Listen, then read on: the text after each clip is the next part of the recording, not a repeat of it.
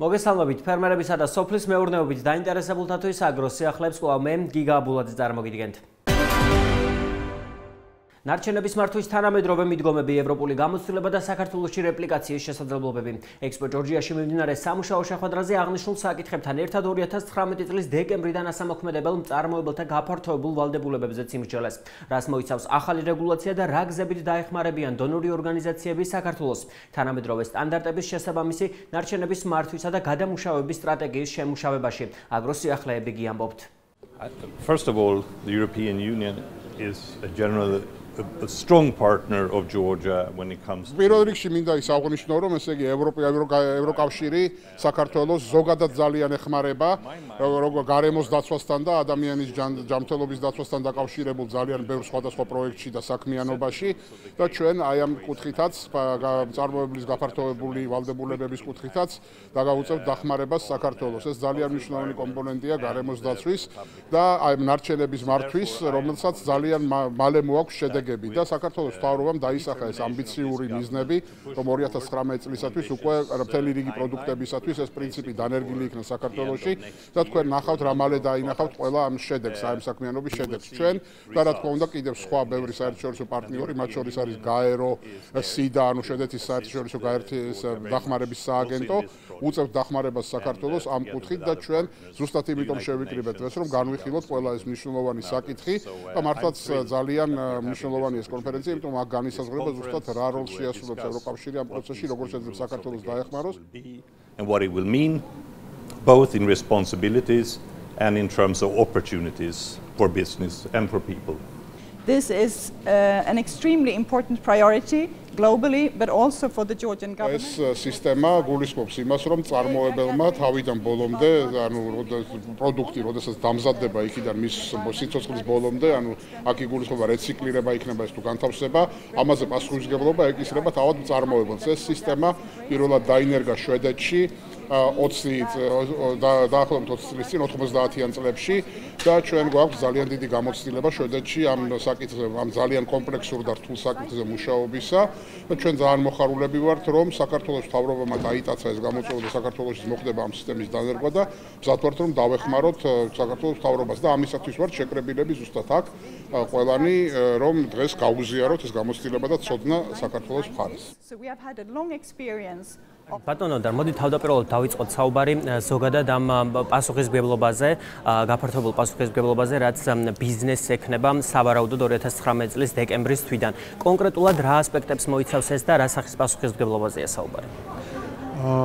პასუხისმგებლობა ეხება წარმოებლის და იმპორტიორის პასუხისმგებლობას იმ ტიპის ნარჩენების წარმოქმნაზე, რომელიც ექვემდებარება ამ EPR-ის, ანუ წარმოებლის გაფართოებული ვალდებულების პრინციპში ხდება საქართველოს კანონმდებლობით გათვალისწინებული. ეს არის შეფუთვის ნარჩენები, როგორც არის ქაღალდი, ბუყაო, პლასტიკი და ასე შემდეგ, ანუ შესაფუთი მასალები რაც არის, ეს არის ელექტრო და ელექტრონული ნარჩენები, ეს არის საბურავები, ზეთები და ასევე ავტოსატრანსპორტო, ანუ ძრავიანი საშუალებები.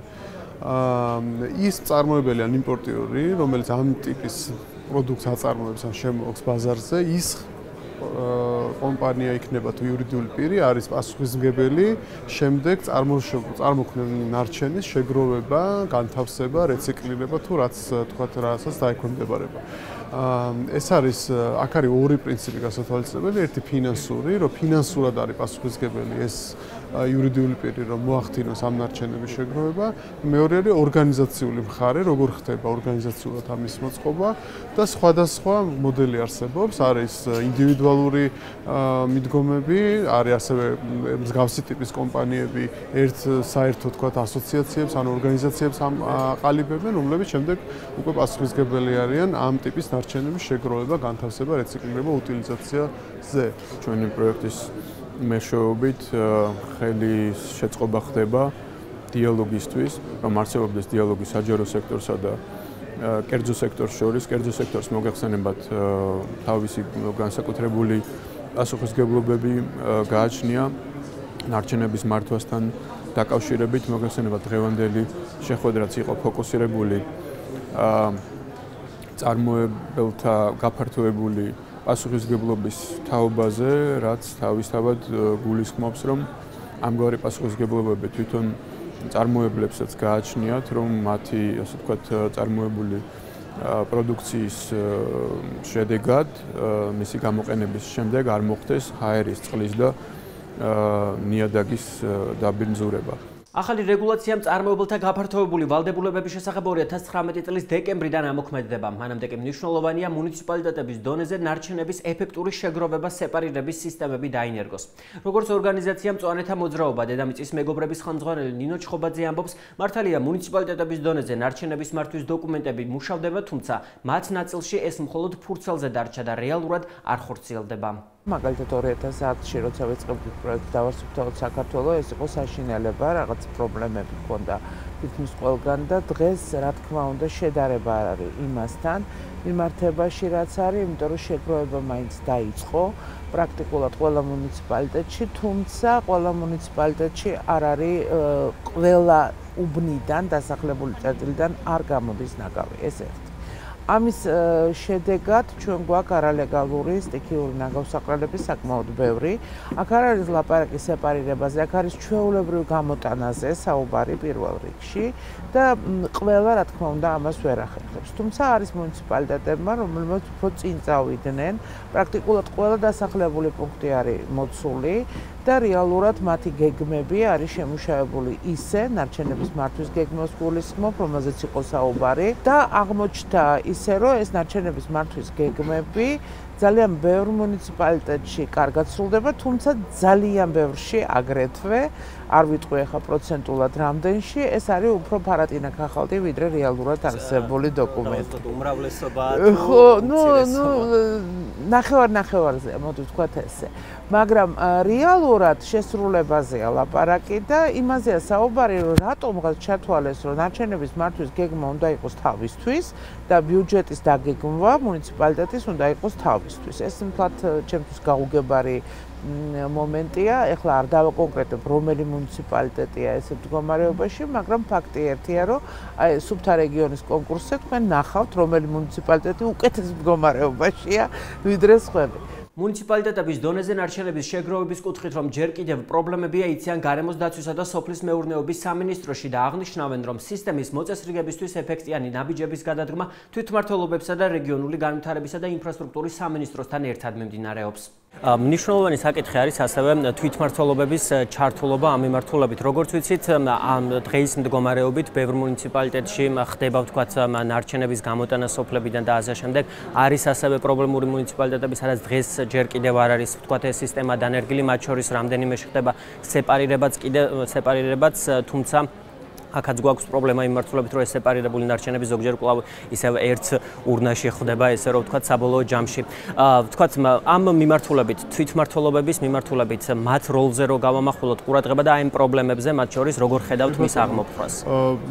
თვითმმართველობების როლი არის ძალიან დიდი ამ პროცესში ნარჩენების მართვის სისტემაში, იმიტომ რომ მოგეხსენებათ იგივე ჩვენი ნარჩენების მართვის კოდექსით გათვალისწინებული პასუხისმგებლობების გადანაწილებაზე როცა არის საუბარი, თვითმმართველობებს მნიშვნელოვანი როლი აკისრიათ და გასაგებია რომ შეიძლება ამ ეტაპზე სრულყოფილი ჯერ არ არის ეს სისტემა, მაგრამ ეტაპობრივად ხდება გაუმჯობესება, შარშან უკვე ყველა მუნიციპალიტეტმა ნარჩენების მართვის გეგმები შეიმუშავა, ჩვენთან კონსულტაციით, რა თქმა უნდა, ასევე ჩართული იყო სხვადასხვა საერთაშორისო პროექტი და ეხმარებოდა მუნიციპალიტეტებს ამ გეგმების შემუშავებაში. კი, ზოგში არის ხარვეზებიც, საჭიროებს კი დახვეწას, მაგრამ ეს არის ეტაპობრივი, არ შეიძლება რომ მყისიერად ამხელა მნიშვნელობის და ამხელა დატვირთვის სირთულის ეს სისტემა ეწყოს.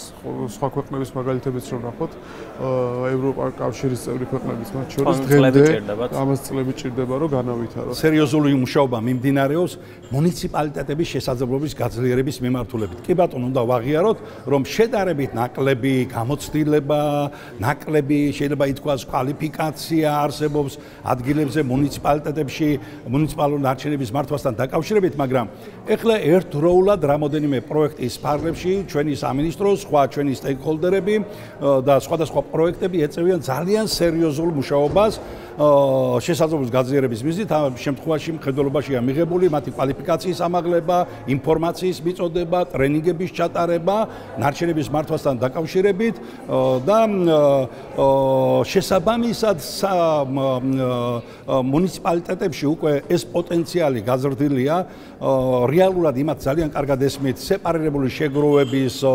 აუცილებლობა და ვალდებულება ძალიან კარგად ესმით უკვე კონტეინერების ტიპები, მომსახურების მიწოდების არეალის გაფართოების შესახებ ღონისძიებები და ასე შემდეგ, ესე რომ რა თქმა უნდა ეს ყველაფერი სწრაფად ვერ ხდება, მაგრამ ეტაპობრივად ხარისხი უმჯობესდება მუნიციპალიტეტებში ნარჩენების შეგროვებასთან და დამუშავებასთან დაკავშირებით.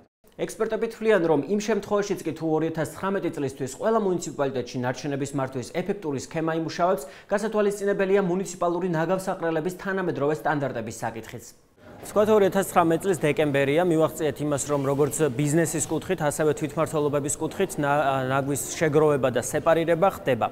შემდეგი ეტაპი, ვთქვათ, ნაწილი ამ სეპარირებული ნაგვის, ვთქვათ, მიდის უკვე გადამუშავების პროცესში, მეორე ნაწილი ხდება ნაგავსაყრელებზე.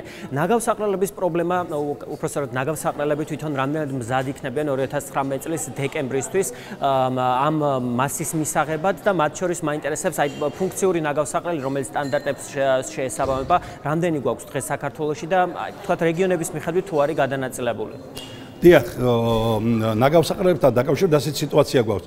ამ ნარჩენების რეციკლირებისა და აღდგენის სისტემების დანერგვა ხელს უწყობს ნაგავსაყრელზე ნარჩენების შეტანის შემცირებას. ანუ რაოდენობრივად თუ ჩვენ გამოვაცალკევეთ რაღაც გარკვეული კატეგორიის ნარჩენები, თავისთავად ცხადია, ეს იმას ნიშნავს, რომ ნაგავსაყრელზე ნაკლები ნარჩენები იქნება შეტანილი. მოცულობა შემცირდება. რა თქმა უნდა, მოცულობა ნაგავსაყრელების გასატანი ნარჩენების შემცირდება და ნარჩენების მართვის იერარქიის ძირითადი მიზანიც ეს არის, რომ რაც შეიძლება მეტი პრევენცია მოახდინოთ, რაც შეიძლება მეტი გადამუშავება და რეციკლირება მოახდინოთ და რაც შეიძლება ნაკლები შევიდეს ნაგავსაყრელებზე. დღეს საქართველოში ჩვენს ხელთ არსებული ინფორმაციით, იმიტომ რომ ამ საკითხებზე მუშაობს რეგიონულ განვითარების და ინფრასტრუქტურის სამინისტროს შესაბამისი კომპანია, მყარი ნარჩენების კომპანია, თუმცა მონაცემები ჩვენთანაც არსებობს. მიახლოებით 1/30-მდე ნაგავსაყრელი არის უკვე გაუმჯობესებული. ანუ სტანდარტების შესაბამისი? შეიძლება ის სრულად ვერ აკმაყოფილებდეს საერთაშორისო სტანდარტებს, მაგრამ გარდამავალი პერიოდისათვის მინიმალურად აუცილებელი ღონისძიებები არის გატარებული, შემოღობილია, სასწორებია დადგმული, მიწისფენით დაფარვა ხდება და შესაბამისად მოწესრიგებულია ეს ნაგავსაყრელები. რაც შეეხება ახალი საერთაშორისო სტანდარტების ნაგავსაყრელების მოწყობას, რა თქმა უნდა, მასზე მუშაობა მიმდინარეობს და წინ შედარებით წასული არის იმერეთის რეგიონი და ქუთაისის რეგიონული ნაგავსაყრელი უნდა მოეწყოს, რომელსაც შეიძლება მიუერთდეს რაჭა-ლეჩხუმ ქვემო სვანეთის ნარჩენებიც. ასეთი დაშორებით რო იქნება ტრანსპორტირების პრობლემა არის. დიახ, ახლა მოგახსენებთ, ასევე დაწყებული არის აჭარაში ახალი ნაგავსაყრელის მშენებლობასთან დაკავშირებული ღონისძიებები, იმათ ნებართვა მიღებული აქვს და უახლოეს ხანში უნდა გამოაცხადონ ტენდერი მშენებლობისათვის. დაგეგმილია ეს კახეთის რეგიონისათვის და წინასწარი ტექნიკურ-ეკონომიკური კვლევები ჩატარებულია ასევე ქვემო ქართლისთვის, ასევე სამეგრელო ზემო სვანეთისათვის. ანუ პროცესი მიმდინარეობს, ჯერჯერობით არ გვაქვს ჩვენ ახალი ასეთი თანამედროვე სტანდარტების ნაგავსაყრელი, თუმცა უახლოეს ხანებში უნდა ველოდოთ, რომ გვექნება შესაბამისი ნაგავსაყრელები. ეს იქნება ცენტრალური ნაგავსაყრელები, ანუ რეგიონალური ნაგავსაყრელები, რომელსაც სხვა მუნიციპალიტეტები დაუკავშირდებიან ნაგავგადამტვირთის სადგურებით. ანუ მუნიციპალიტეტებში იქნება თითოეულ მუნიციპალიტეტში, ანუ ორ მუნიციპალიტეტში ერთად ეს პროცესი იგეგმება, იქნება გადამტვირთის სადგური, მუნიციპალიტეტი მიიტანს გადამტვირთის სადგურამდე ნარჩენს, ხოლო გადამტვირთის სადგურიდან შემდგომ მოხდება ეს ცენტრალური ნაგავსაყრელები. ანუ ეს სისტემა უნდა შეიკრას ჯაჭვს. რა ახლა მიმდინარეობს ამ სისტემაზე მუშაობა. აი ვთქვათ მაქსიმალური პერიოდი თუ გვაქვს ამისთვის აღებული, რომ ვთქვათ აი ამ წლამდე ჩვენ უნდა მოვახდინოთ ნარჩენების ეფექტური მართვა. დეტალი ახალი ნაგავსაყრელების მოწყობასთან დაკავშირებით გააჩნია რეგიონულ განვითარებისა და ინფრასტრუქტურის სამინისტროს, თუმცა ეს ნიშნულები აღებულია რა უმეტეს 2025 წლისად. 2025 წლამდე საქართველოში ფაქტიურად რეალურად უნდა გქონდეს თანამედროვე ტიპის ნაგავსაყრელები, თავისი გადამტვირთი სადგურები და თავისი შეგროვების სისტემები. და ამ პერიოდშივე მთლიანად უნდა იყოს დაფარული მთელი საქართველოს მოსახლეობა ნარჩენების გატანის მომსახურეობით. საქართველოში ყოველწლიურად დაახლოებით 900,000 ტონა საყოფაცხოვრებო ნარჩენი წარმოიქმნება. ნარჩენები შეიცავს 1000-მდე არასახიფათო და სახიფათო ნივთიერებას, რაც საფრთხეს უქმნის ადამიანის ჯანმრთელობას და გარემოს. წარმოებლის გაფართოებული ვალდებულება ევროპაში დანერგილი ნარჩენების მართვის წარმატებული მოდელია. ეს მექანიზმი გულისხმობს პროდუქციის მწარმოებლის, იმპორტიორის მიერ პასუხისმგებლობის აღებას ამ პროდუქციისგან წარმოქმნილი სპეციფიკური ნარჩენების შეგროვებასა და დამუშავებაზე. წარმოებლის გაფართოებული ვალდებულება ძალაში შედის 2019 წლის 1 დეკემბრიდან და ეხება ბატარეებს და აკუმულატორებს, ელექტრო და ელექტრონულ მოწყობილობებს, შესაფუთ მასალებს, ზეთებს, საბურავებს, ხმარებიდან ამოღებულ სატრანსპორტო საშუალებებს. წარმოებლის გაფართოებული ვალდებულების დანერგვით ხდება ნარჩენების სეპარირება და რესურსად გამოყენება. მცირდება ნაგავსაყრელზე განთავსებული ნარჩენების რაოდენობა. ხდება სახიფათო ნივთიერებების უსაფრთხო დამუშავება, იქმნება დამატებითი სამუშაო ადგილები. მცირდება მავნე ზემოქმედება ადამიანის ჯანმრთელობასა და გარემოზე. პასუხისმგებლიანი ბიზნესი ჯანსაღი გარემოსთვის. როგორც გადაცემის დასაწყისში აღვნიშნეთ, მწარმოებელთა გაფართოებული ვალდებულებები ძალაში 2019 წლის დეკემბრის თვიდან შედის. იქამდე კი 1 წელზე ოდნავ მეტი დრო რჩება. ჩვენ დავინტერესდით თუ რამდენად საკმარისია ეს დრო ბიზნესისთვის ახალი რეგულაციებზე გადასაწყობად. 2019 წლის დეკემბრის თვემდე რამდენად არის საკმარისი პერიოდი იმისთვის, რომ ბიზნესმა მათ შორის და ასევე ვთქვათ პასუხისმგებელმა პირმა, ვინც მაკონტროლებელი იქნება, ასე ვთქვათ ამ მიმართულებით, მოახდინოს რეორგანიზაცია და გადაწყობა ამ ახალ ვალდებულებებზე. მესმის რომ შეიძლება 1 წელზე ცოტა მეტია დარჩენილი, ეს ზოგს მოიჩვენოს რომ არ არის საკმარისი, ზოგისთვის ეს დიდი დრო იყოს, თუმცა ეს არის ის რაც კანონმდებლობით არის განსაზღვრული, კანონს გვერდს ვერ აუვლით, ამიტომ ჩვენ ყველა როგორც სახელმწიფო სექტორი, საკერპო სექტორი, ეს ორივე მხარე მაქსიმალურად ყველაფერი უნდა გავაკეთოთ იმისთვის, რომ 2019 წლის 1 დეკემბერს ეს პრინციპი ამოქმედდეს. სხვა ალტერნატივა ჩვენ არ გვაქვს. მზად ვართ თუ არა ამისთვის, არის მუნიციპალიტეტები, რომელიც ამისთვის ნამდვილად მზად არიან. ეხლა ზუსტად მიდიოდა საუბარი იმაზე, გერმანიაში რომელ მუნიციპალიტეტს რა ევალება ამ საკითხთან დაკავშირებით და მათი პასუხისმგებლობა ესე იგი მეწარმის გაფართოებულ ვალდებულებებშიც კი იქნება ძალიან დიდი. და ბევრ მუნიციპალიტეტს მოუწევს აბსოლუტურად სხვანაირად შეხედონ თავის ნარჩენების მართვის სისტემას და პრაქტიკულად ეს მოგცემს საშუალებას, რომ დღეს აღარ გქონდეს არალეგალური ნაგავსაყრელები. თუმცა ისევ თუმცას ვიტყოდი, იმიტომ რომ ისეთ სიტუაციაა, რომ მოსახლეობა თუ არ დაუდგა გვერდზე სახელმწიფოს, ვერც ერთი გეგმა ვერ განხორციელდება. თუ არ იქნება თვითშეგნება მომატებული და თითქოს მოსახლეობაში უფრო მეტად არ იქნება თვითშეგნება იმისა, რომ ნარჩენი არ უნდა დავყარო თუ ადგილო ადგილას, სხვანაირად ჩვენ ამას ვერ ესე ვთქვათ მოუვლით. ნებისმიერი კანონის მიღების პროცესში ყოველთვის გვაქვს ხოლმე ერთი ძირითადი საკითხი. როდესაც კანონის დაწერა ხდება ფურცელზე, რამდენად არის საკმარისი ის ვადა, რომელიც ეძლევათ, ვთქვათ, იგივე თუნდაც ამ შემთხვევაში ბიზნეს კომპანიებს ამ კანონის აღსრულებისთვის მომზადებაში. აი, ვთქვათ, აღებული არის ამ შემთხვევაში 2019 წლის დეკემბრის დასაწყისი, ხო? აი, რამდენად თქვენი აზრით ეს დრო იქნება საკმარისი იმისთვის, რომ ბიზნესმა მოახდინოს ადაპტირება? იცით რა, საქართველოში ზოგადად როგორიც საქმიანობა არ უნდა დავიწყოთ და რამდენად ადრე არ უნდა დავიწყოთ მოქმედება სამწუხაროდ. ისი არის, რომ ძალიან ბევრ შემთხვევაში მაინც ბოლო მომენტში ვიწყებთ გახსენებას, რომ თურმე ბიზნესი უნდა გადავაწყოთ. ცოტა ადრე დაგეგმვას არ ვახერხებთ და ეს არის ძალიან ცუდი პრაქტიკა, როცა ჩვენ ესე იგი უარყავით საერთოდ დაგეგმვის სისტემა და ბიზნესმაც უარყოთ ძალიან ბევრ შემთხვევაში დაგეგმვის სისტემა. წესით და რიგით ეს ვადა საკმარისი უნდა იყოს, იმიტომ რომ მიღებული იყო 2016-ში გეგმა უნდა ყოფილიყო უკვე ცნობილი მეწარმეებისთვის, მათ უკვე უნდა ცოდნოდათ, რომ 2019-დან შემოდის გაფართოებული ვალდებულებები და შემოდის დეკემბერში 2019-დან, ანუ უკვე უნდა ყოფილიყო მზადება ბიზნესის გაკეთებული, მაგრამ როგორც წესი ჩვენ ვაგვიანებთ და ჩანს, რომ ბიზნესი ჯერჯერობით თქვათ ბოლომდე არ არის მზად. მაგრამ მოდი ვთქვათ ესე, მოდი დავიწყოთ ექსპერიმენტებით, ანუ პილოტირებით დავიწყოთ. ნელ-ნელა ყველა ბიზნესი მაინც ჩაერთვება და იძულებული იქნება. გარემოსდამცველი თვლის, რომ წარმოებელთა გაფართოებული ვალდებულებების შესახებ გარკვეული ნორმები ახალ ბიზნესებს, რომლებიც ბაზარზე შემოდიან, თავიდანვე ხელშეკრულებებში უნდა განესაზღვროთ. ნოდარ კერესელიძის თქმით, ამ საკითხზე მუშაობა მიმდინარეობს. ეხლა გაიცემა ძალიან ბევრი ნებართვები, ასე ვთქვათ, გადაწყვეტილებები, გარემოს ზემოქმედების შეფასების გადაწყვეტილება, საქმიანობების დაწყებასთან დაკავშირებით და თითქმის ყველა საქმიანობას გააჩნია ნარჩენები. ყველა საქმიანობას აქვს თავისი ნარჩენების მართვა, ყველა საქმიანობა არის ბიზნესთან დაკავშირებული.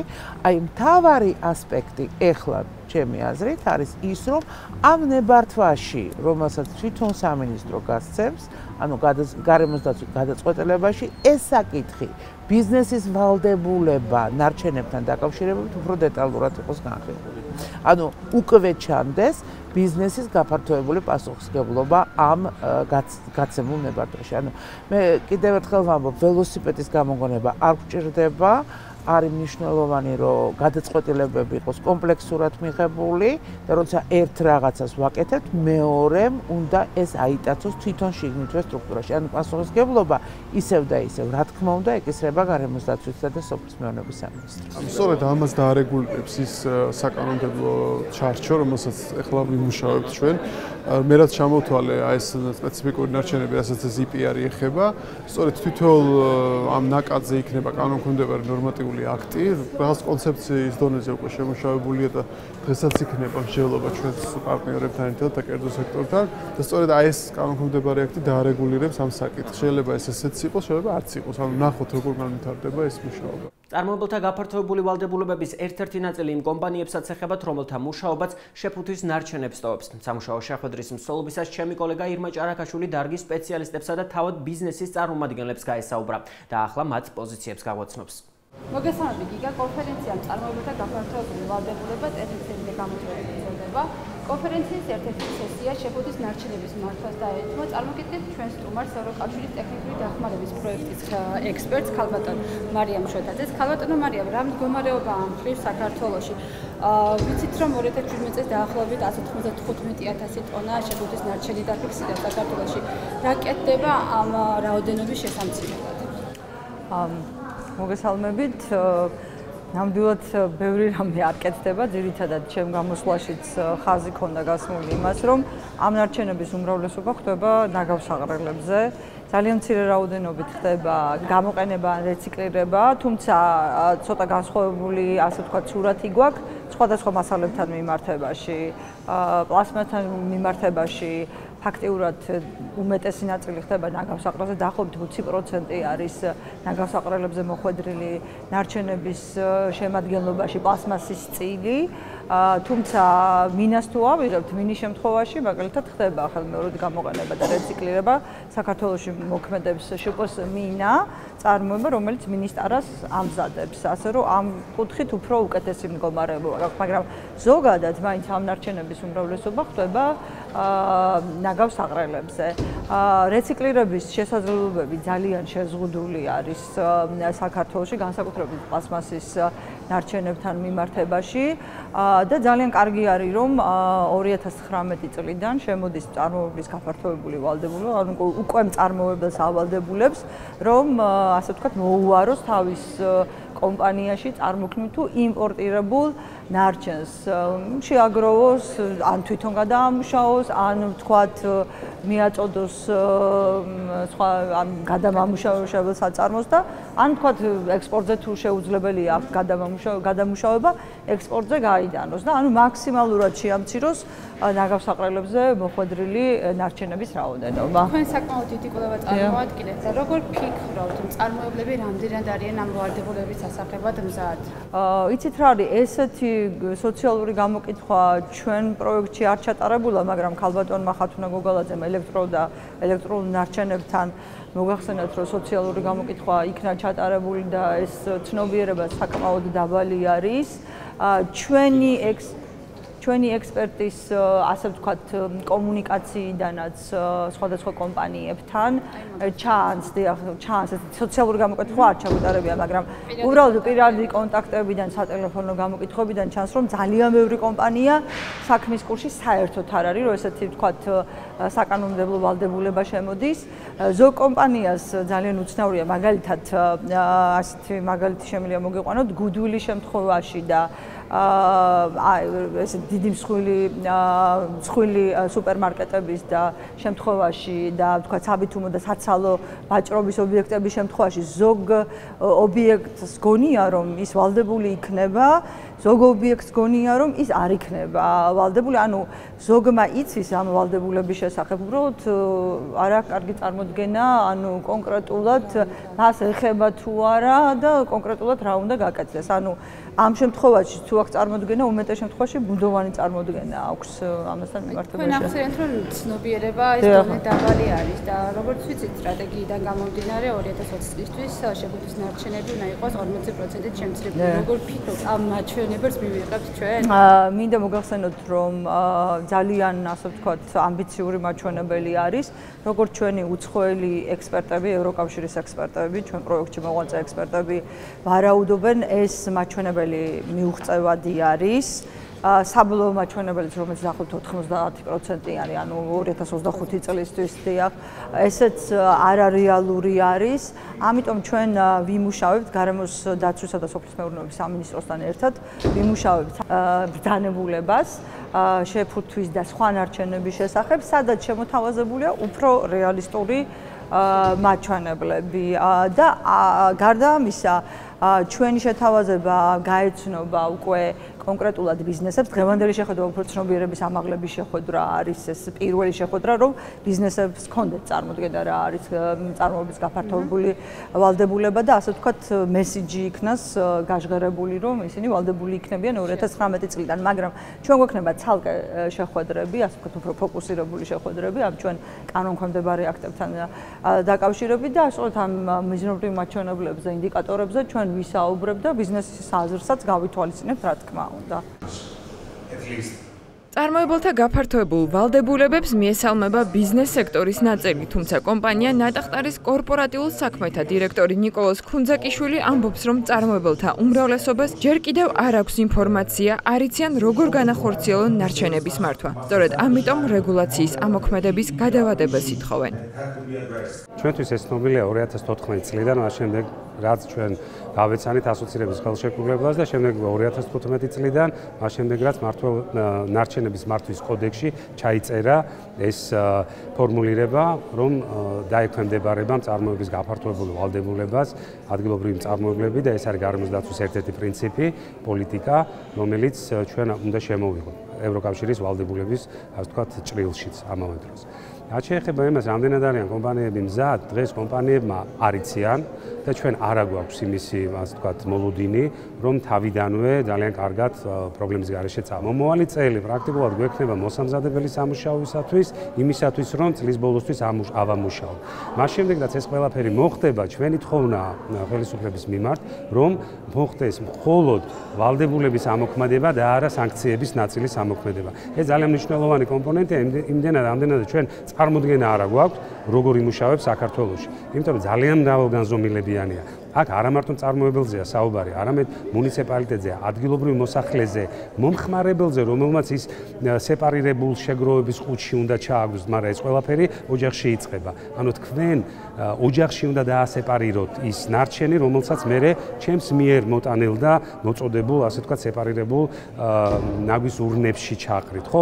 ანუ ეს არის კომპლექსური თემა, რაც იმას ნიშნავს, რომ ჩვენ გვინდა დავიწყოთ, რაც მალე მით უკეთესია და პრაქტიკულად ჩვენ დიდი დრო დავკარგეთ კიდეც, უფრო ადრე შეგვეძლო ამისი გაკეთება, თუმცა ჯობს გვიან ვიდრე არასოდეს დავიწყებთ, რა თქმა უნდა დავიწყებთ, თუმცა ეს სანქციების ნაწილი იყოს გადავადებული. მწარმოებლები ამ შემთხვევაში არ ეწინააღმდეგებიან იდეას, როგორ შეიძლება ამ იდეას შეეწინააღმდეგონ, როდესაც საკითხი ეხება ჩვენს გარემოს და ჩვენი შვილების გარემოს, ხო? ანუ კარგი იდეა, მაგრამ ჩვენი მოთხოვნაა, რომ ეს სწორად გავაკეთოთ. ანუ თავიდანვე ისეთი პრესინგის ქვეშ არ მოვაქციოთ კომპანიები, რომ ეს მართლა ნათელი და კარგი იდეა ბოლოში გაგვიფუჭდეს. ნარჩენების გადამუშავებისა და რეციკლირების აუცილებლობაზე საუბრობენ ერთ-ერთ მსხვილ სადისტრიბუციო კომპანიაში. ანა კალაყოზი პროცესის სირთულეებზეც ამახვილებს ყურადღებას და მიიჩნევს, რომ ვალდებულებების ამოქმედებამდე აუცილებელია სახელმწიფოსა და კერძო სექტორს შორის მეტი კომუნიკაცია დამყარდეს. ჩვენი კომპანია გამნერი კიდე რომ ძალიან ბევრი საერთაშორისო კომპანიის წარმომადგენელია საქართველოს. ჩვენ ვაკეთებთ ძირითადად იმპორტს და დისტრიბუციას. ბუნებრივია ვცდილობთ რომ ფეხი ავუწყოთ ისევე როგორც საქართველოში მიმდინარე ცვლილებებს, ასევე მსოფლიო სტანდარტებს. რაც შეეხება კონკრეტულად მწარმოებელთა გაფართოებული ვალდებულების აღებას, ბუნებრივია ჩვენ მზად ვართ იმისათვის რომ დავსწროთ მოლაპარაკების მაგიდასთან, შევეცადოთ რომ ახალი გზები ვიპოვოთ. ჩვენი ტიპის კომპანიისათვის ნარჩენების მართვა საკმაოდ რთულია, გამომდინარე იქიდან, რომ ჩვენ ძირითადად ვაკეთებთ იმპორტს და დისტრიბუციას, უშუალოდ მომხმარებელთან მიწოდებულ პროდუქციას ვეღარ ვაკონტროლებთ. მნიშვნელოვანია რომ გაკეთდეს სწორი სქემა ჩვენი ჩართულობის და ჩვენ მზად ვართ იმისთვის, რომ ვითანამშრომლოთ. წარმოებულთა გაფართოებული ვალდებულებების კიდევ ერთი ნაწილი ნარჩენ ელექტრო და ელექტრონულ მოწყობილობებს ეხება. როგორც სტატისტიკა აჩვენებს, ამგვარი ნარჩენების რაოდენობა ყოველწლიურად მატლობს. ეკატერინა მამამთავრიშვილი სტუმართან ერთად მეტ ინფორმაციას მოგვაწვდის. მოგესალმებით გიგა. ნარჩენი ელექტრო და ელექტრონული მოწყობილობების საკითხზე კი ორგანიზაცია ჯეოს წარმომადგენელი ხათუნა გოგალაძე გაგვესაუბრება. მოგესალმებით ქალბატონო ხათუნა. მოგესალმებით. რამდენადაც ვიცით, მსგავსი ტიპის ნარჩენების რაოდენობა მსოფლიოში ძალიან სწრაფად იზრდება და 2017 წელს 65 მილიონ ტონასაც კი გადააჭარბა. როგორია სტატისტიკური მონაცემები საქართველოში? საქართველოს მსგავსად მსოფლიოს ზოგადი ტენდენციისა ხასიათდება ელექტრონული ნარჩენების ზრდის ტენდენციით და ეს ბუნებრივია, გამომდინარე იმ პროცესებიდან, ტექნოლოგიური პროგრესიდან, რაც მიმდინარეობს თუნდაც მსოფლიოში, რომ ადამიანები სულ უფრო და უფრო მეტად ხდებიან დამოკიდებული ამა თუ იმ ელექტრომოწყობილობებზე, ეს იქნება მსხვილი საყოფაცხოვრებო ტექნიკა, მცირე საყოფაცხოვრებო ტექნიკა, ყოველდღიური მოხმარების ნივთები თუ ასე შემდეგ. ამაზე დამოკიდებულების გამო ბუნებრივია იზრდება საქართველოშიც ელექტრონული მოწყობილობების ბაზარზე განთავსება და შესაბამისად უკვე მათი როცა ახმარებიდან და უხმარებისთვის უვარგისია, მათი უკვე ნარჩენად გადაქცევა. ჩვენი კვლევების თანახმად ჩვენს მიერ შესწავლილი იქნა 9 ესეთი ძირითადი კატეგორია, თუმცა ელექტრონული მოწყობილობების სია არის გაცილებით ფართო, 600-ზე მეტ ერთეულს მოიცავს. უბრალოდ ეს 9 კატეგორია შერჩეული იქნა გაეროს უნივერსიტეტის რეკომენდაციის და მეთოდოლოგიის საფუძველზე, რადგან ბუნებრივია ამდენ კატეგორიას და ამდენ ერთეულს ჩვენ ვერ გავწვდებოდით კვლევის ფარგლებში და ეს 9 კატეგორია შეადგენს მთლიანად ელექტრონული მოწყობილობების და მერე შესაბამისად ნარჩენების დაახლოებით ნახევარზე მეტს.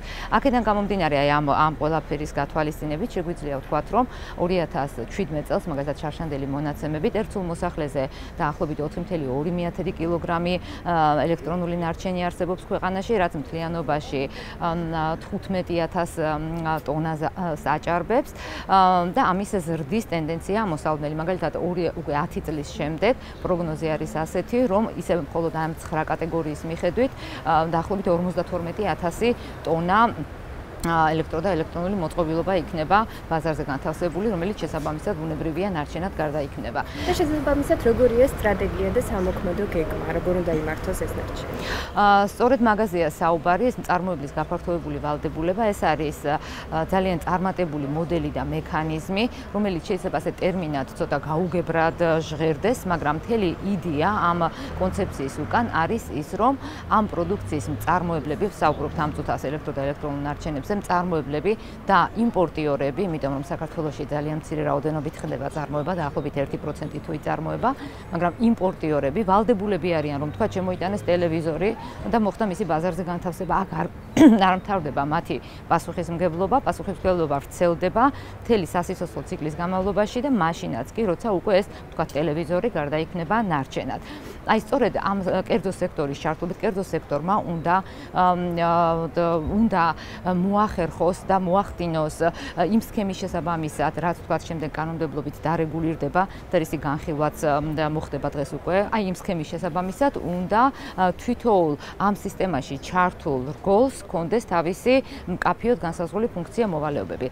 ეს ახლა შეიძლება კიდევ ამბობ ცოტა რთულად ჟღერს ეს ყველაფერი, მაგრამ წარმოიდგინეთ, რომ ადამიანები წარმოქმნიან ნარჩენებს. ეს ნარჩენი დღეის მდგომარეობით მიდის ნაგავსაღრელზე. უკეთეს შემთხვევაში, მაგრამ ეს რამდენად უკეთესია კიდე სამშელოა, ხდება ვთქვათ ესეთი შემგროვებლების მიერ, რომლებიც ცალკეულად ჯარც აგროვებენ, მათი მხრიდან ამის ჯართის გამოცალკევება და დანარჩენი ხდება ნაგავსაღრელზე.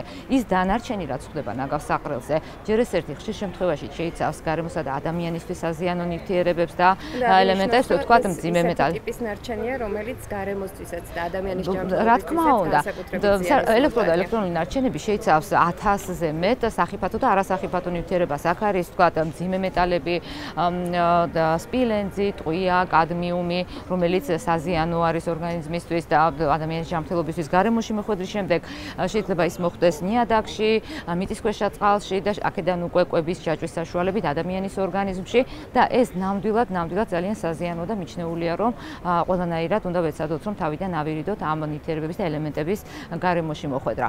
და სწორედ აი ამ სისტემამ წარმოებლის გაფართოებულმა ვალდებულებამ უნდა შექმნას ისეთი მექანიზმი, რომ როდესაც ნარჩენად იქცევა ესა თუ ის პროდუქცია, ამ ნარჩენის და შეგროვება მოხდეს სეპარირებულად, ტრანსპორტირება მოხდეს უსაფრთხოდ, მისი დაშლა მოხდეს იმ სტანდარტების მიხედვით, რაც შეესაბამება ევროკავშირის სტანდარტებს, მოხდეს სახიფათო ნივთიერებების ამოღება, ცალ-ცალკე ფრაქციების განცალკევება, შემდეგ ამ ფრაქციების რეციკლირება და უკვე რეციკლირების თემა რამდენად ასე ვთქვათ გაამართლებს საქართველოში, თუ არსებობს შესაბამისი პირობები, იმიტომ რომ ეს საკმაოდ რთული პროცესია. რა თქმა უნდა, ძალიან რთული პროცესია, მაგრამ თუ არასდროს არაფერი არ დაიწყო, ეს რთული პროცესის ბოლოში ვერასდროს ვერ გავალთ. თუმცა ასევე ჩვენს კვლევას დავეყრდნობი, რომელიც გერმანულმა კომპანიამ ჩაატარა ჩვენს მიერ მიწოდებული და სხვა კვლევების შედეგების საფუძველზე და ამ კვლევის შედეგად გერმანული კომპანია ამ კვლევის შედეგმა აჩვენა, რომ საქართველოში ესეთი მაღალტექნოლოგიური რეციკლირების ობიექტების შექმნა იმ ნარჩენების რაოდენობის გათვალისწინებით, ელექტრონულ ნარჩენებზე მაქვს ისევ საუბარი, რაც საქართველოში აკუმულირდება, არ არის მიზანშეწონილი, მაგრამ ძალიან კარგია და აუცილებელია, რომ საქართველოში მოხდეს დაბალტექნოლოგიური რეციკლირების ობიექტების შექმნა. რას ნიშნავს დაბალტექნოლოგიური? აქ იგულისხმება ხელით დაშლა, ფრაქციებად განცალკევება და შემდეგ უკვე ამ რეციკლირებადი ფრაქციების ექსპორტი შესაბამის ისეთ ქვეყნებში, სადაც ამის პოტენციალია. ევროპაშიც კი არ არის, რომ თქვათ, ერთ ქვეყანაში არის ყველაფრის რეციკლირების, მაღალტექნოლოგიური რეციკლირების ობიექტი. არა, იმიტომ რომ ეს არ არის მომგებიანი იგივე რაოდენობიდან გამომდინარე. ამიტომ შეიძლება ვთქვათ, გერმანიიდან, ახლა ზუსტად ვერ გეტყვით, მაგრამ გახონდეთ პლასმასი, ვთქვათ, ბელგიაში და იქ ხდებოდა ეს ბელგიიდან შეიძლება პირიქით გერმანიაში შემოხონდეთ რა. ანუ იმის თქმა მინდა, რომ ეს ამ ეტაპზე საქართველოში ასეთი მაღალტექნოლოგიური რეციკლირების ობიექტები არ იქნა მიზანშეწონილი კვლევიდან გამომდინარე. თუმცა ვიმეორებ, მისი დაშლა, ფრაქციებად გამზადება და მისი ექსპორტი საზღვარგარეთ შესაბამის ქვეყანაში, უკვე ეს არის ის გზა, როგორც რითაც შეიკრება აი ეს ციკლი წარმოებლის გაფართოებული ვალდებულების. როგორია კერძო სექტორის მზაობა და გეგმები ნარჩენების მართვის სტრატეგიასთან დაკავშირებით?